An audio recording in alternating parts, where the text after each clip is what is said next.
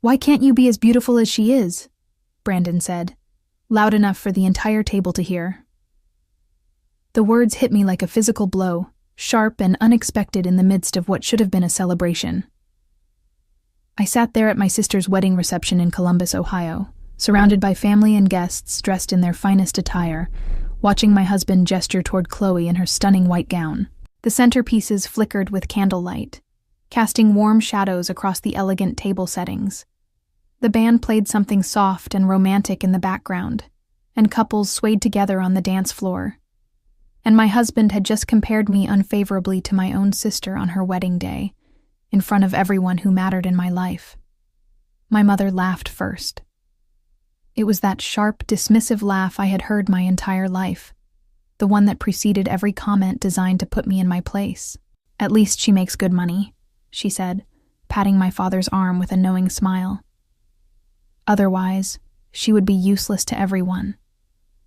My father chuckled along, nodding like this was the most reasonable observation in the world. Like reducing your daughter to her financial contributions was perfectly acceptable dinner conversation at a family wedding. Like I was not sitting right there, hearing every word. "My name is Mandy. I am 31 years old, and I work as a senior accountant at Travala Group, a mid-sized manufacturing company where I have built my career over the past 8 years through determination and countless late nights. I am good at what I do. I have been promoted 3 times.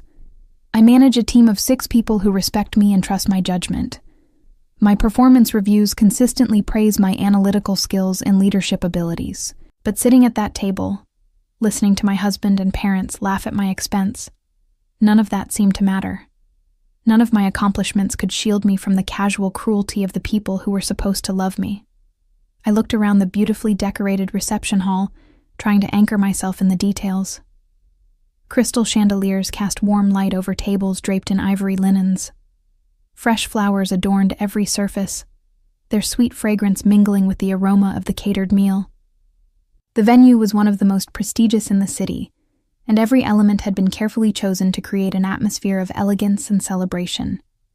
My sister had spared no expense, and our parents had happily contributed, just as they had contributed to her down payment on her house, her car, her graduate school tuition. Chloe had always been the golden child, the beautiful one, the one who deserved investment, because she would obviously yield returns. I was merely the practical one, the backup plan. I had paid my own way through college, working 2 jobs while carrying a full course load. I had scraped together every penny for my apartment deposit. When I got married 3 years ago, my parents gave us a card with $100 inside and told us they hoped we would be happy. That was the extent of their investment in my future. Chloe's wedding had a budget that could have paid off my student loans twice over, with enough left for a down payment on a modest house. "Excuse me," I said quietly, pushing back my chair. "I need to use the washroom." Brandon barely glanced at me. He was already turning back to my cousin, continuing some story about his golf game, laughing at his own jokes. My mother waved her hand dismissively, and my father reached for another roll from the breadbasket. I might as well have been invisible. I had been invisible to them my entire life, present but unimportant, useful but never valued. I walked through the reception hall with my head held high, though my eyes burned with tears I refused to let fall. I smiled at guests I passed, nodded at distant relatives, maintained the facade I had perfected over 31 years of being the less-than daughter, the adequate wife, the dependable workhorse who could be counted on to show up, contribute, and never complain. The mask was second nature now, but tonight it felt heavier than usual. The washroom was mercifully empty. I locked myself in a stall and pressed my hands against the cool metal door, trying to steady my breathing. The tears came then, silent and hot, streaming down my cheeks and probably ruining the makeup I had spent an hour applying that morning. I had wanted to look my best for the wedding. I had wanted, foolishly, to feel beautiful for once. I thought about all the times I had swallowed insults like this, all the times Brandon had made comments about my weight, my hair, my clothes, always framed as helpful suggestions for improvement. All the times my parents had praised Chloe's accomplishments while barely acknowledging mine. All the times I had smiled and nodded and told myself it did not matter, that I was strong enough to rise above it, that their opinions did not define me. But something felt different tonight. Maybe it was the combination of Brandon's cruelty and my parents' laughter, their voices harmonizing in mockery of everything I was. Maybe it was seeing Chloe so radiant and happy while I sat there being humiliated at her celebration. Maybe it was simply that I had reached some invisible limit, some threshold I had not known existed until I crossed it. I emerged from the stall and stood in front of the mirror, staring at my reflection under the harsh fluorescent lights. My mascara had smudged slightly beneath my eyes. My carefully styled hair was still intact. But beyond those surface details, I saw something I had not noticed before, something that had been there all along. I saw a woman who had spent her entire life trying to earn love from people who would never give it freely. A woman who had married a man who saw her as a stepping stone rather than a partner. A woman who had been measured, compared, and found wanting at every turn. And I saw a woman who was finally tired of accepting it. Growing up in my family meant understanding your place in the hierarchy early. Chloe was born beautiful, with delicate features and an easy charm that made people gravitate toward her without effort.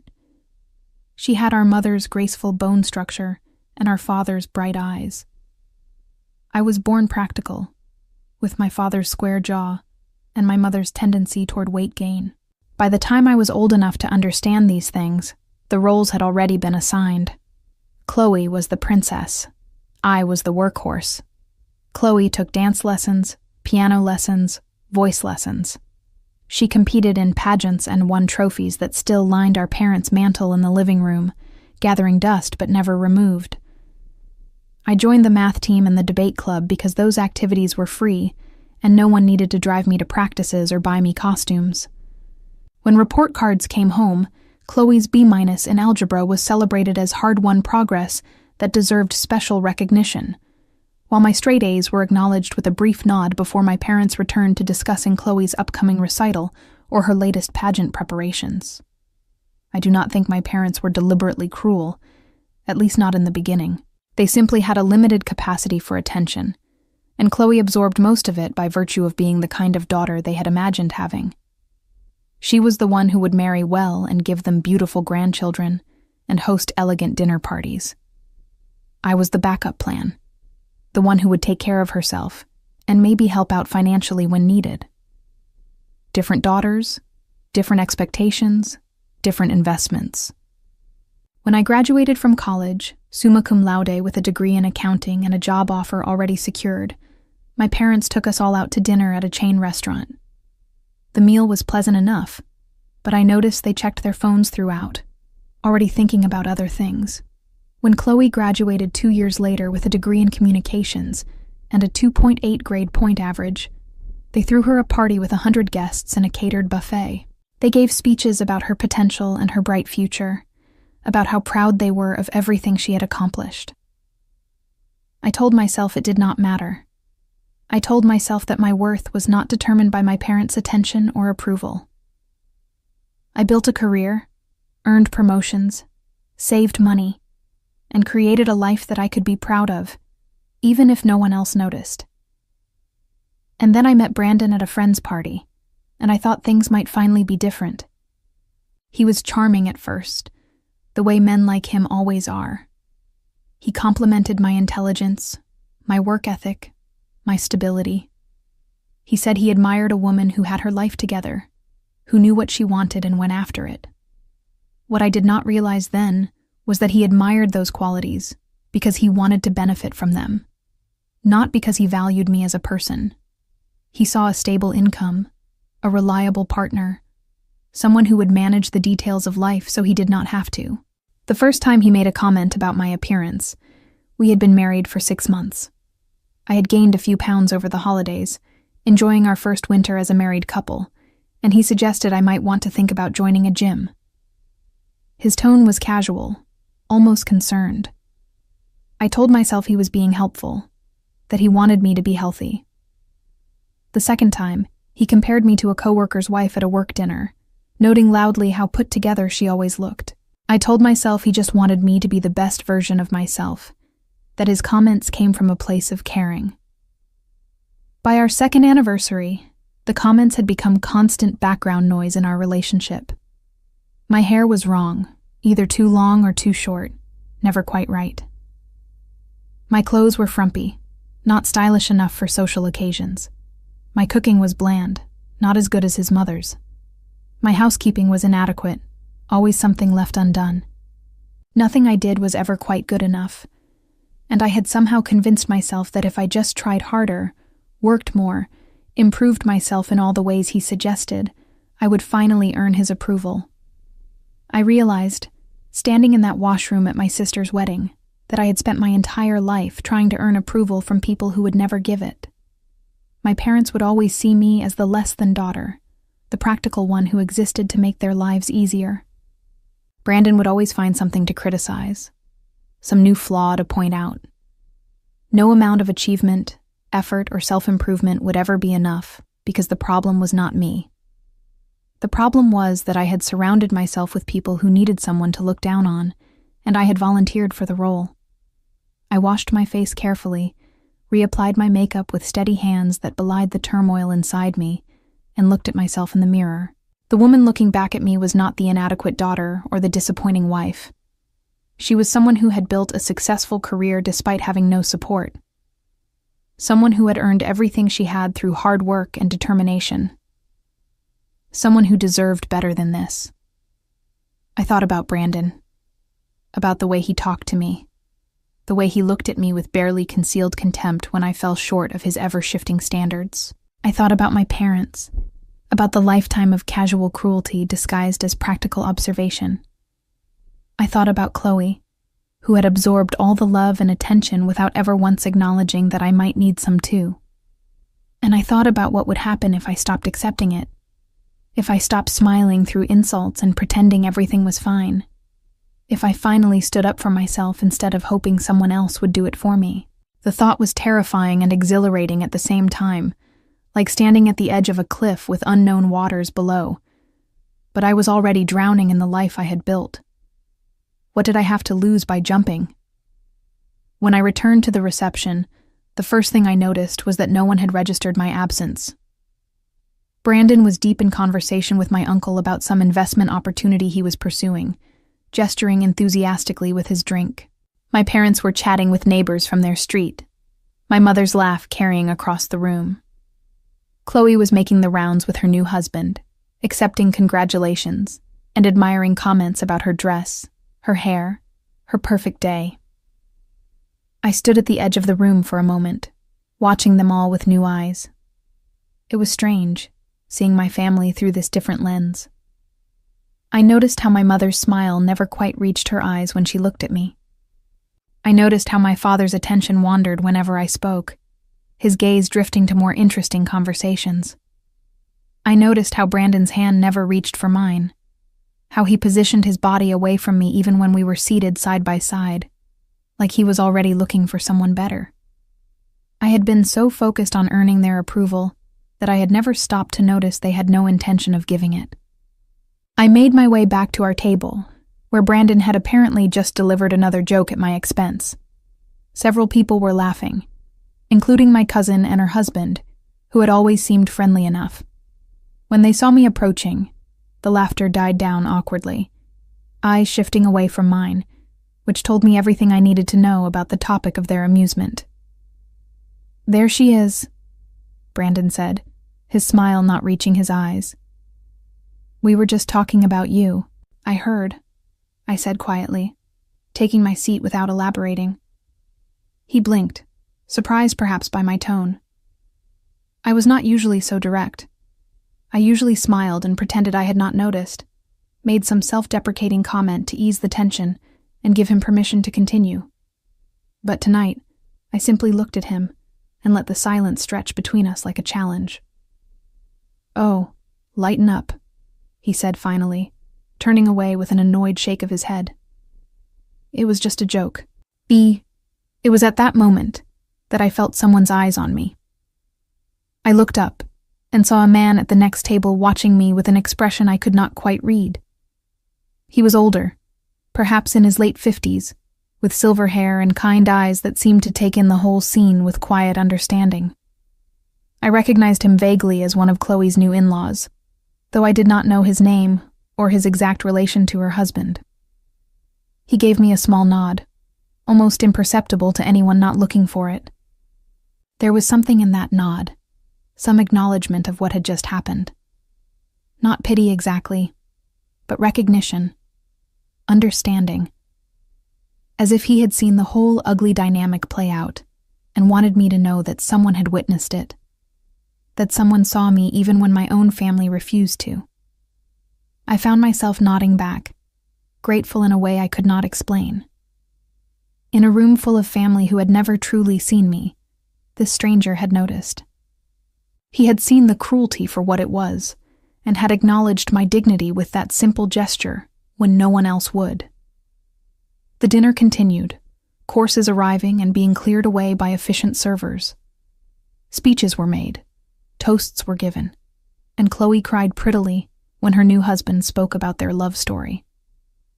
Brandon made another comment about how emotional women got at weddings, glancing at me with that familiar smirk that suggested I was somehow included in the mockery. "You know," my mother said, leaning across the table toward Brandon, "Chloe really does look beautiful tonight. Do not you think so? She is just glowing. I have never seen her happier." "She really is," Brandon agreed, his eyes following my sister across the room with an appreciation that made my stomach turn. "Some women just have that natural beauty, you know. Others have to work harder at it." My mother laughed, and the sound was like nails on a chalkboard. "Well, at least Mandy has her career. That is something." "Something," Brandon echoed, and they shared a look of mutual understanding that made my stomach turn with a combination of anger and grief. I sat very still, feeling something cold settle in my chest. This was not new. These comments, this dynamic, had been playing out my entire life. But tonight, instead of feeling the familiar shame and inadequacy, I felt something else entirely. Clarity. I saw my mother, who had spent her life living vicariously through her beautiful daughter while treating her capable one as an afterthought. I saw my father, who had never once defended me, who had laughed along with every joke at my expense because it was easier than standing up for his own child. And I saw Brandon, the man I had married believing he loved me, who had never seen me as anything more than a steady paycheck and a convenient target for his insecurities. The man at the next table caught my eye again. This time he raised his glass slightly in my direction, a silent salute. It was a small gesture, but it felt enormous in that moment. Someone saw me. Someone recognized my humanity in a room full of people who had reduced me to my usefulness. I thought about leaving right then, walking out of the reception and never looking back.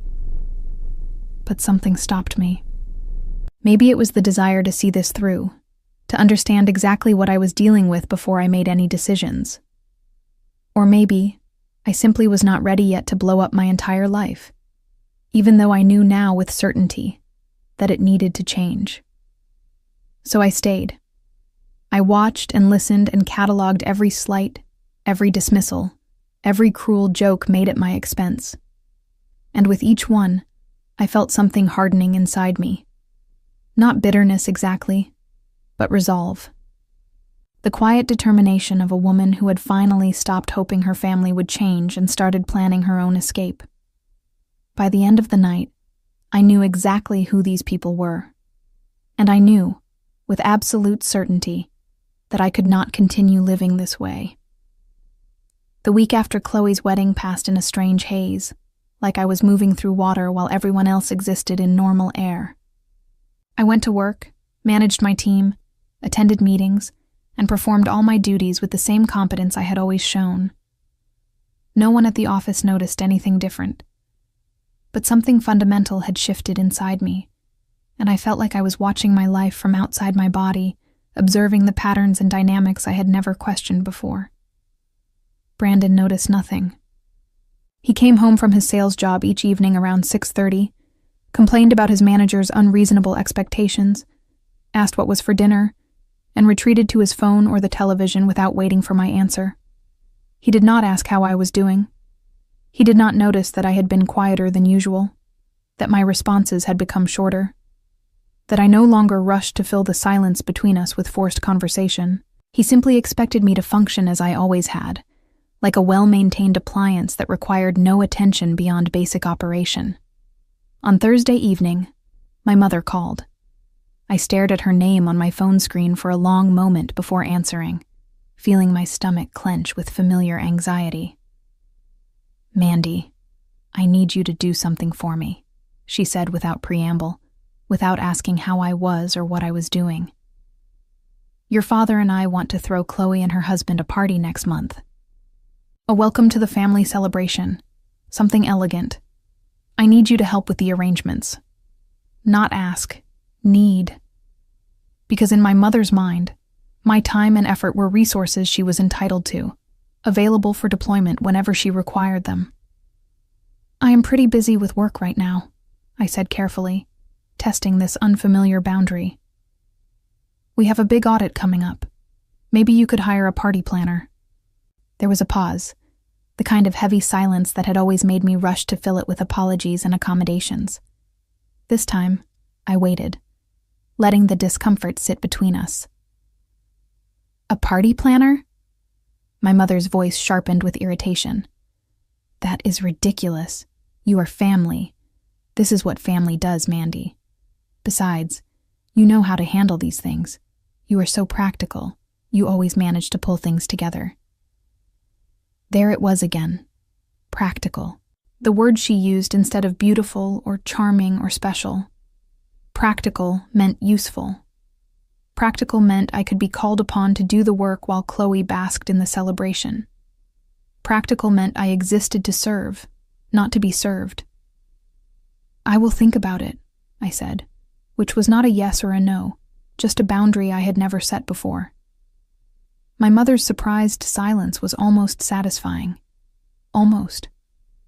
Beneath it, I could feel the familiar guilt rising, the deeply ingrained need to smooth things over, to be agreeable, to maintain the peace at any cost to myself. "Well," she said finally, her voice cooling several degrees, "I suppose I should not be surprised. You have always been a bit self-centered, Mandy. But I thought family would mean something to you. I thought after everything we have done for you, you would want to help." I hung up without responding, my heart pounding against my ribs. My hands were shaking, but I was not sure if it was from anger or adrenaline. I had never done that before. I had never ended a conversation with my mother without making sure everything was smooth, that she was appeased, that I had fulfilled whatever role she needed me to play. Brandon came into the kitchen then, eyebrows raised with mild curiosity. "Was that your mother? What did she want?" "She wants me to plan another party for Chloe," I said, keeping my voice neutral. "So? That is what you do. You are the organized one." He opened the refrigerator and peered inside, already losing interest in the conversation. "What is for dinner? I am starving." I stared at his back, at the casual assumption that I would feed him, help my family, carry all the invisible labor without complaint or compensation. I told her I would think about it. Brandon turned around, frowning with genuine confusion. "What do you mean, think about it?" "Just do it. It is not like you have anything else going on." "I have work. I manage a department with 6 people reporting to me. I come home and cook and clean and do everything that keeps this household running." The words came out harder than I intended, but I did not take them back. "What exactly do you think I do all day?" Brandon's expression shifted from surprise to something colder, more defensive. "Oh, here we go. What is this? Some kind of feminist thing? You knew what you were signing up for when we got married. This is how partnerships work." "Did I?" I heard myself ask. What exactly did I sign up for? Being told I am not as beautiful as my sister? Being laughed at by my own parents? Being treated like a servant in my own home while you contribute nothing but criticism? The kitchen went very quiet. Brandon stared at me like he was seeing someone he did not recognize. In a way, maybe he was.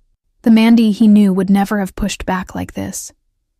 The Mandy he married would have apologized by now, would have made a joke to smooth things over, would have retreated into compliance and pretended the conversation never happened.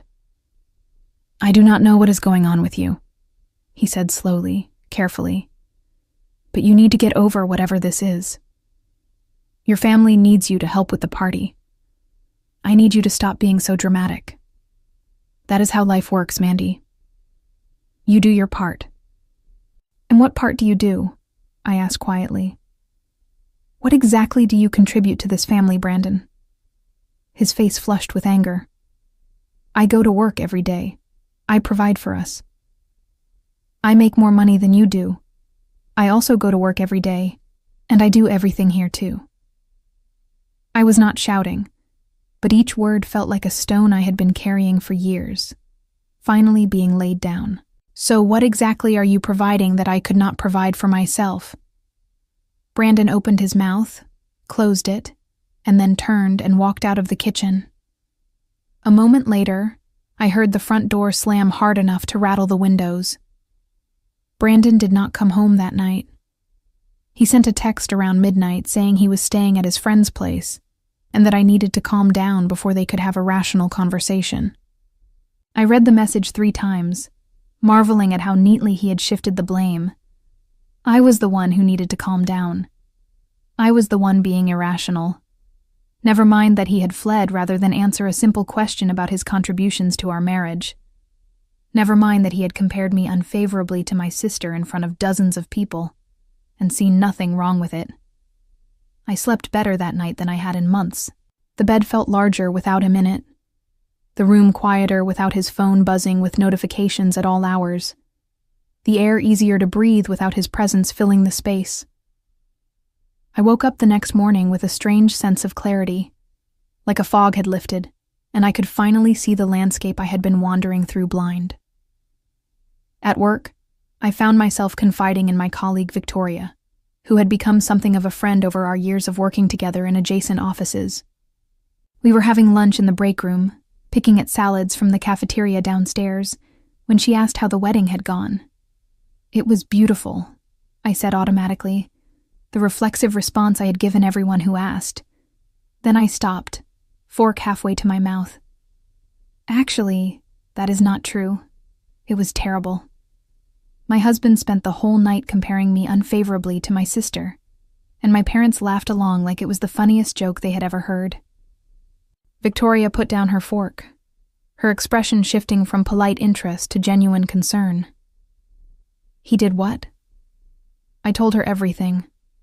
The comment about Chloe's beauty and my inadequacy, my mother's observation about my usefulness, the years of small cruelties I had absorbed and minimized and explained away, the fight last night and Brandon's dramatic exit. Victoria listened without interrupting, her expression shifting from surprise to concern, to something that looked like righteous anger. "Mandy," she said when I finished, her voice quiet but firm, "I have known you for 5 years. You are one of the smartest, most competent people I have ever worked with. You run circles around half the people in this company. How have you been putting up with this?" "I do not know," I admitted, feeling the truth of it settle in my chest. I think I convinced myself it was normal, that every family has their quirks, every marriage has its rough patches. But hearing it laid out like that, hearing you react to it, I shook my head slowly. "It is not normal, is it?" "No," Victoria said firmly. "It is not normal. It is emotional abuse, Mandy, from all of them." The word hit me like a physical blow. Abuse. I had never thought of it that way, had never allowed myself to name it so clearly. Abuse was visible, dramatic, undeniable. What I had experienced was subtle, insidious, dressed up in family dynamics and marital friction. But hearing Victoria name it, I realized she was right. The constant criticism, The comparisons. The reduction of my worth to my utility. That was abuse. It had just been so normalized that I could not see it for what it was. That evening, Brandon came home with flowers. Not because he was sorry, I suspected, but because he thought flowers would reset things to normal, would return us to the comfortable dysfunction we had maintained for 3 years. He handed them to me with a tight smile and waited for my grateful response. "Thank you," I said, taking them. "We need to talk." His smile faltered immediately. "I was hoping we could just move past last night. You were tired, I was stressed, things were said. It happens in every marriage." "Things have been said for 3 years, Brandon. At the wedding, you told a table full of people that I was not as beautiful as my sister. My parents agreed and added that at least I made money. Do you have any idea how that felt? Do you have any idea how many times I have swallowed comments like that?" He shifted uncomfortably, looking anywhere but at me. "It was just a joke. Your family jokes around like that all the time. I was just going along with it. At my expense. Always at my expense. And you join in because it is easier than defending me. Because you agree with them. You are being too sensitive." His voice had that edge now, the one that usually made me back down and apologize. "This is what families do. They tease each other. If you cannot handle it, that is your problem, not mine." "Maybe it is my problem," I agreed quietly, surprising both of us. "And maybe the solution is to stop spending time with people who think cruelty is funny." Brandon stared at me, confusion and irritation warring on his face. "What is that supposed to mean?" "It means I am not going to plan Chloe's party. It means I am going to start thinking seriously about what I want my life to look like. And it means you need to decide if you want to be part of that life as a partner who treats me with respect, or if you want to keep treating me like a combination maid, chef, and punching bag." His face went red, then white. "You are being ridiculous, after everything I have done for you." "What have you done for me, Brandon?" I kept my voice calm, though my heart was pounding so hard I could feel it in my throat. "Name one thing. One sacrifice you have made. One time you put my needs before yours." The silence stretched between us like a chasm. I watched his face as he searched for an answer, and came up empty. The realization that he could not think of a single example was damning, and we both knew it. "I think you need some time to think about what you really want," he said finally, his voice cold and distant. "Because right now, you are not acting like the woman I married. Maybe the woman you married was too afraid to show you who she really was," I replied steadily. "Maybe she is finally tired of pretending." The next 2 weeks were a quiet war. Brandon and I moved through our home like strangers, polite and distant. He stopped making comments about my appearance, but only because he had stopped talking to me about anything substantial. He seemed to be waiting for me to crack, to apologize and return to normal, to resume my role as the compliant wife who accepted whatever treatment he chose to deliver. I was done being normal. My mother called twice more about the party. The first time, I let it go to voicemail and listened to her increasingly irritated message about responsibility and family duty. The second time, Chloe called instead, apparently recruited as reinforcement. "Mandy, what is going on?" my sister demanded without greeting. "Mom says you are refusing to help with the welcome party. She is really upset. She cried this morning." "I am busy with work," I said, keeping my voice even. "You could hire a party planner. There are some excellent ones in the city." "That is not the point. The point is that you are family. You are supposed to want to help. You are supposed to care about these things." Chloe's voice had that wounded quality she wielded so effectively, the tone that had always made our parents rush to comfort her. "I always thought we were close, Mandy. I do not understand why you are being like this all of a sudden." Something in me snapped, the restraint I had been maintaining finally giving way. "Do you want to know why, Chloe? Because at your wedding, My husband told everyone I was not as beautiful as you, and our parents laughed and said at least I made good money. And you were right there, 6 feet away from us. You heard it, and you did not say a word. You just kept smiling and accepting compliments like nothing had happened. There was a pause, longer than comfortable. I do not remember that, Chloe said finally, her voice smaller now. You were standing right there. I was busy, Mandy. It was my wedding day. I was not paying attention to everything everyone said at every table. There were 200 people there.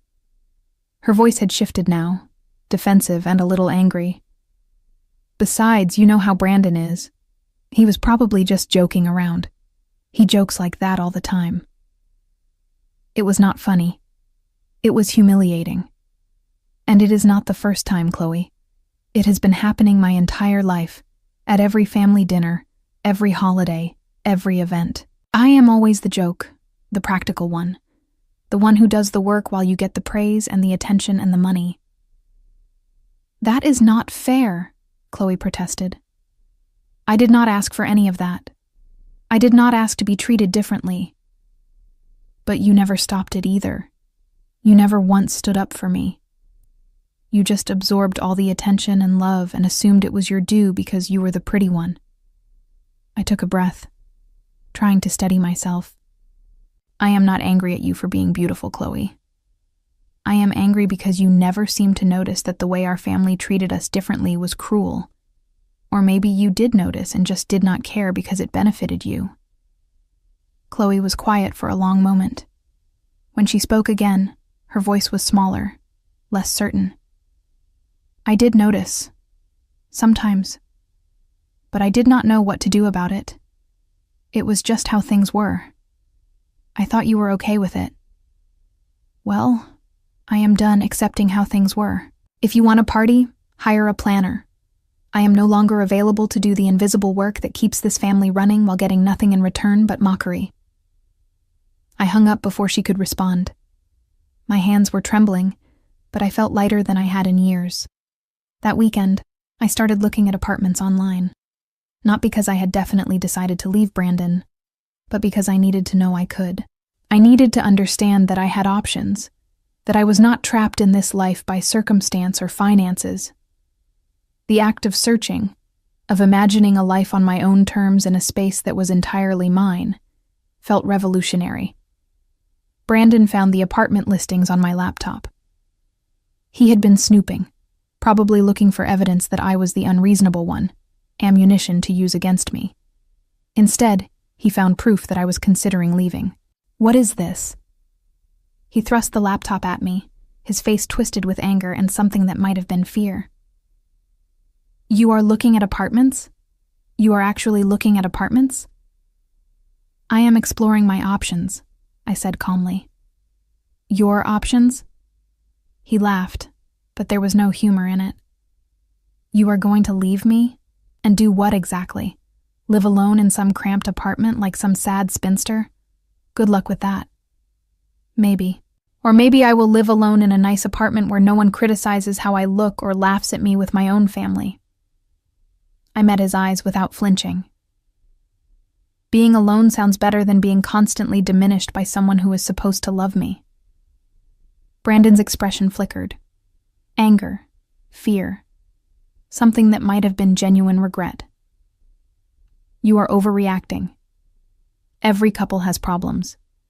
You do not just walk away from a marriage over some stupid comments. Our problems are not normal, Brandon. Our problems are that you do not respect me, you do not value me, and you actively participate in my humiliation. That is not a marriage. That is a prison sentence I have been serving for 3 years. He grabbed my arm then, hard enough to leave marks. You are not leaving. Do you understand me? You are not going to embarrass me by walking out. I looked down at his hand on my arm, at the way his fingers dug into my flesh, then up at his face. Something in my expression must have changed, because he let go immediately, looking almost surprised at his own actions. Do not ever touch me like that again, I said, my voice steady even though my heart was racing, and do not tell me what I can and cannot do. This marriage has been a one-way street for 3 years, and the road ends here. I will be staying with Victoria tonight. We can discuss the details of separating when you are ready to have a civilized conversation." I grabbed my purse and keys and walked out the door. Behind me, I heard Brandon calling my name, his voice shifting from anger to something that sounded almost like panic. But I did not turn around. For the first time in my life, I was walking away from someone who tried to diminish me, and it felt like freedom. Victoria welcomed me into her home without question or judgment. She had a spare bedroom that was neat and comfortable, decorated in soft blues and whites that felt peaceful after the chaos of my departure. She made tea while I sat on her couch, processing what I had just done. I had walked out on my marriage. I had left Brandon standing in our kitchen, watching me go. "How do you feel?" Victoria asked, handing me a mug of chamomile. "Terrified," I admitted, wrapping my hands around the warm ceramic. "And relieved, and angry, all at once, all mixed together." "That sounds about right." She sat down across from me, her expression kind but serious. "What are you going to do?" "I do not know yet. I need to figure out the finances, find a place to live, decide if I want to try counseling or just file for divorce." I took a sip of tea, letting the warmth steady me. But right now, I am just going to sit with this feeling. The feeling of having finally stood up for myself after 31 years of accepting less than I deserved. The next morning, my phone exploded with messages. Brandon, demanding I come home immediately. My mother, furious that I had upset everyone with my selfish behavior, accusing me of ruining Chloe's newlywed happiness with my drama. My father, sending a single text that said only, "Call your mother." Even Chloe chimed in, asking what was going on and whether I was having some kind of mental breakdown. I turned off my phone and went to work. At the office, I threw myself into a project I had been putting off for weeks. It was a comprehensive audit of our department's procedures, the kind of meticulous work that required complete focus and left no room for intrusive thoughts. For 8 hours, I did not think about Brandon or my parents, or the mess my personal life had become. I just worked, and it felt like reclaiming a part of myself I had forgotten existed, the part that was competent and capable and valuable on my own terms. When I turned my phone back on that evening, there were 47 missed calls and over 100 text messages. I scrolled through them, noting the escalating tone. Brandon had moved from demanding to pleading to threatening, cycling through the stages of manipulation I had witnessed so many times before. My mother's messages were a masterclass in guilt and emotional blackmail. But one message stood out. It was from a number I did not recognize. I read it 3 times before I understood what I was seeing. The message was from Julian, the older man who had caught my eye at the wedding, the one who had nodded at me in silent acknowledgement of my humiliation. He was Chloe's new father-in-law, and somehow he had gotten my number. The message was simple and direct. "I saw what happened at the wedding. If you ever need someone to talk to who understands family dynamics, I am here. No judgment, no expectations. Just support from someone who has seen similar patterns before." I stared at the screen for a long time, reading and rereading his words. It was such a small gesture, but it meant more than Julian could possibly know.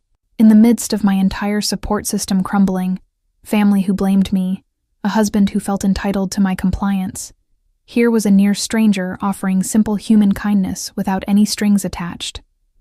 I texted back, "Thank you. That means more than you know." Over the next few weeks, Julian and I exchanged occasional messages. He never pried or pushed for details, just offered gentle observations and support when I needed it. I learned that he was a retired family therapist who had spent his career helping people untangle themselves from toxic family systems. He understood what I was going through in a way that few others could, not because he had lived it himself, but because he had witnessed its effects on countless others. "The hardest part," he wrote one evening, "is accepting that the people who were supposed to protect you chose not to. It is not a reflection of your worth. It is a reflection of their limitations. Those words unlocked something in me. I had spent my entire life assuming I was the problem. Not beautiful enough, not charming enough, not worthy enough of the love and attention that seemed to flow so freely to everyone else. But the problem was never me. The problem was a family that needed someone to diminish so they could feel elevated.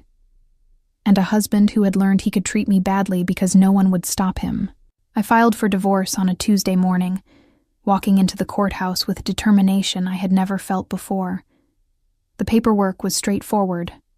We had no children, and I wanted nothing from Brandon except my freedom. He could keep the house we had bought together with my down payment. He could keep the furniture I had chosen and the life I had built around him. I just wanted out. The divorce papers arrived at Brandon's door on a Friday afternoon. By Saturday morning, my phone was ringing constantly. This time, I answered, ready to face whatever came next. "You cannot be serious," Brandon said, his voice tight with anger and something that might have been fear. "Divorce papers? Over a few comments at a wedding?" "Over years of comments," I corrected him calmly. "Over a pattern of disrespect and cruelty that I am no longer willing to accept. This is insane. You are throwing away our marriage because you are too sensitive to take a joke. Everyone at that wedding thought it was funny. You were the only one who got upset. I am throwing away a marriage where I was the only one investing. I am not too sensitive, Brandon. You are too cruel. There is a difference, and it took me 3 years to see it." He sputtered, searching for a response. "Your family agrees with me. Your mother called yesterday, said you have always been difficult, said you were never grateful for anything they did for you." "My family," I said quietly, "is part of the problem. They taught you that it was acceptable to treat me this way. But I am not playing by their rules anymore." The conversation went nowhere, as I had expected. Brandon alternated between rage and self-pity, between threats about what he would do during the divorce and bargaining about couples therapy and fresh starts. I listened without engaging, let him exhaust himself against my calm refusal to bend. When he finally hung up, I felt nothing but relief. My mother's call came next, exactly as predicted. "Mandy, what have you done?" Her voice was sharp with accusation, the same tone she had used my entire life when I failed to meet her expectations. "Brandon is devastated. He called us this morning crying. How could you be so heartless? Did he tell you why I filed for divorce? Did he tell you about the years of criticism, the public humiliation at Chloe's wedding, the way he grabbed my arm hard enough to leave bruises?" A pause, longer than comfortable. "He said you were being dramatic, that you took things out of context." "Of course he did." I laughed, surprising myself with the sound. "And you believed him. Just like you have always believed the worst about me and the best about everyone else. That is not fair. It is completely fair. At Chloe's wedding, my husband said out loud that I was not as beautiful as my sister. You and Dad laughed and said at least I made good money. Do you remember that? Do you remember how everyone at the table laughed while I sat there being humiliated?" Silence.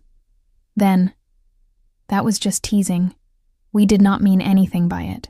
You have been teasing me my entire life, Mom. Every comment about Chloe's beauty and my practicality. Every comparison that made me feel less than. Every time you invested in her future and overlooked mine. It was not teasing. It was cruelty, and I accepted it because I thought that was what family meant. You are overreacting." "No. I am finally reacting appropriately. I am done being the family workhorse who gets nothing in return but mockery. I am done being married to a man who treats me the way you taught him to treat me. And I am done pretending any of this is acceptable. If you do this," my mother said coldly, "you will have no family. We will not support this divorce. You will be completely alone." "I have been alone my entire life," I said. "The only difference now is that I am choosing it." I hung up and turned off my phone. Then I sat in Victoria's guest room and cried. Not from sadness, but from the overwhelming release of finally speaking truth to people who had never wanted to hear it. The divorce was finalized 3 months later. Brandon contested nothing in the end. Perhaps because he knew he had no case, or perhaps because he had already found someone else to control. I signed my name on the final documents and walked out of the courthouse into bright afternoon sunlight, feeling lighter than I had in years. I had lost a husband who never valued me and a family who never protected me. But I had gained something far more precious: myself. 6 months after my divorce, I was promoted to Director of Finance at Travala Group. The announcement came at a company meeting, and my team gave me a standing ovation. For the first time in my life, I accepted recognition without feeling like I needed to minimize it, or apologize for taking up space, or worry about who might be jealous. I had moved into my own apartment, a small but beautiful space with large windows that let in morning light. I decorated it exactly the way I wanted, with no one to criticize my choices or make me feel like my taste was inadequate. I cooked meals I enjoyed, kept hours that suited me, and built a life that was entirely my own. Julian and I met for coffee occasionally. He had become something of a mentor, helping me understand the family dynamics I had escaped, and process the grief of letting go of relationships I had tried so hard to maintain.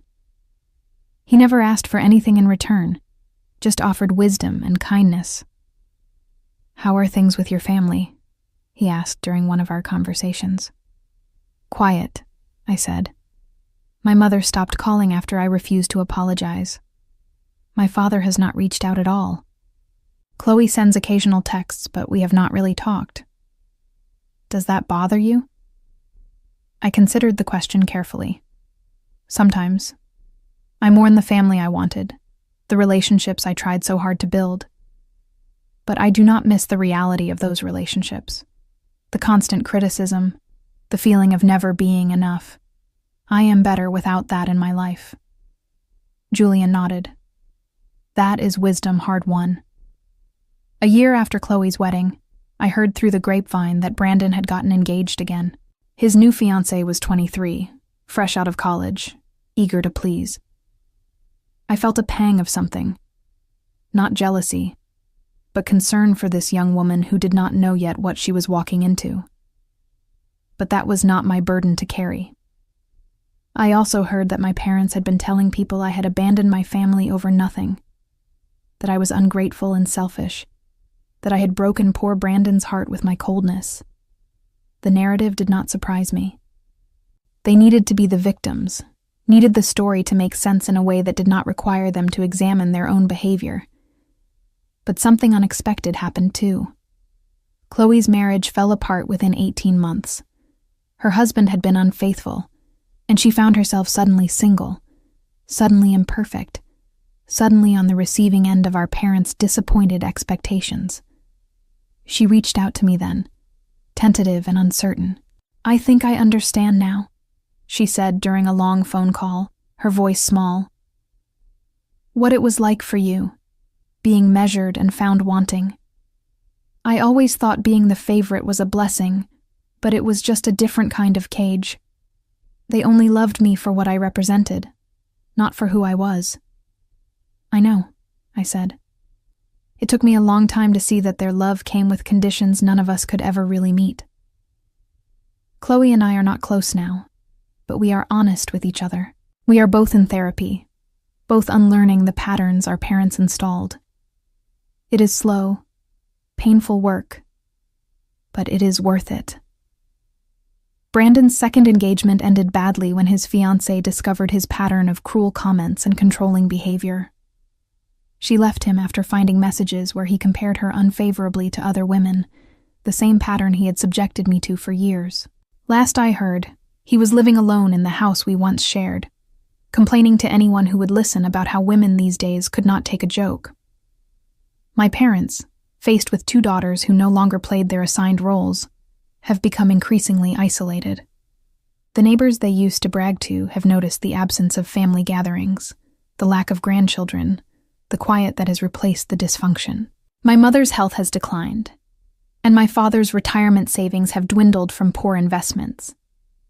They have reached out a few times, always with demands disguised as reconciliation attempts.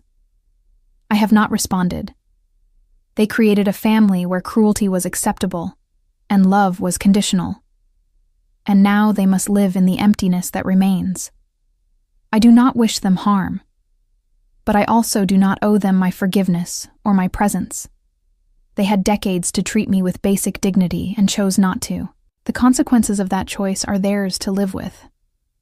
Sometimes I think about that night at Chloe's wedding, about sitting at that table while my husband and parents laughed at my expense. I think about walking to the washroom and standing in front of the mirror, seeing myself clearly for the first time. That was the night everything changed. Not because I stopped being humiliated. I had been humiliated countless times before. But because I finally decided I deserved better. The best revenge, it turns out, is not dramatic confrontation or public exposure. It is simply building a life where the people who hurt you no longer have access to your joy. It is becoming the person you were always capable of being, without the weight of their disapproval holding you down. I am 33 years old now. I have a career I love, friends who value me, and a peaceful home where no one tells me I am not enough. I still carry scars from the years of casual cruelty, but those scars are healing. And when I look in the mirror now, I do not see the inadequate daughter or the disappointing wife. I see a woman who finally learned to protect herself, who chose her own peace over their approval, who discovered that the most powerful revenge is simply living well. That is worth more than any revenge I could have imagined.